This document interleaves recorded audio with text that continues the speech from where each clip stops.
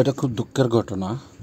এটা যেমন একটা আন্ধি তুফানের মতো। আজকে সকাল 10 জুলাইয়ের আগ্রা লখনৌ এক্সপ্রেস ওয়ে, যেটা ইউপিতে আছে, তার আগ্রা লখনৌ এক্সপ্রেসওয়ের উন্নাওয়ে এই ঘটনাটা ঘটছে। একটা বাস অ্যাক্সিডেন্ট যখন সকালবেলা প্যাসেঞ্জার নিয়ে দিল্লির উদ্দেশ্যে যাইতেছিল। অ্যাকচুয়ালি বাসটা যখন একটা দুধের ট্যাঙ্কারে ওভারটেক করার চেষ্টা করতেছিল, ঠিক তখনই বাসটা ওই দুধের ট্যাঙ্কারটার সঙ্গে একটা জোরে ধাক্কা হয়। ধাক্কাটা এত জোরেই দিছে যে বাসের থেকে প্যাসেঞ্জারগুলো বাইরে পড়ে গেছে এবং বাসটা একদম ঝরঝরা হয়ে গেছে।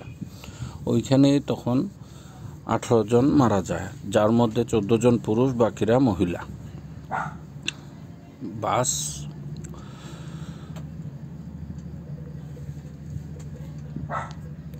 উন্নাওয়ের ডিএম এবং এসপি খুব অ্যাক্টিভলি এটা নজরদারি রাখতেছে এবং যারা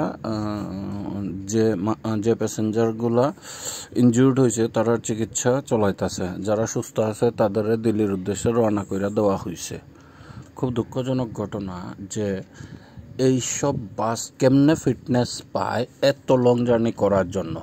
প্রত্যক্ষদর্শী বা একজন প্যাসেঞ্জার যে এই অ্যাক্সিডেন্ট সারভাইভ করছে, তার বক্তব্য অনুযায়ী এইসব বাস কেমনে ফিটনেস পায় যে এত লং জার্নি করার জন্য।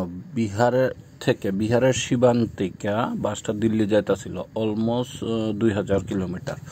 এত লম্বা জার্নি করতে গেলে একটা বাসের ফিটনেস কতদূর কী দরকার এটা আমরা সবাই জানি, বাট এইসব লক্ষর বখর বাসগুলো কেমনে ফিটনেস পায়? সরকার কি দেখে না? অ্যাকচুয়ালি ওইদিকে তো করাপশনও বেশি, তো পয়সা দিয়ে ফিটনেস পাইছে হয়তো বা গিয়া দেখেন বাসের কাগজপত্রও ঠিক মতো নাই। জাস্ট প্যাসেঞ্জার পাইছে দেখে আর রানা হইয়া গেছে। এত দুঃখজনক যায় হারাইছে তারাই বুঝবো, হারানোর ইয়েটা তারাই বুঝে যারা হারায়।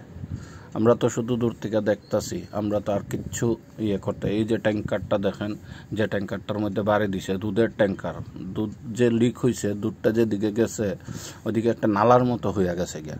এত পরিমাণে দুধ,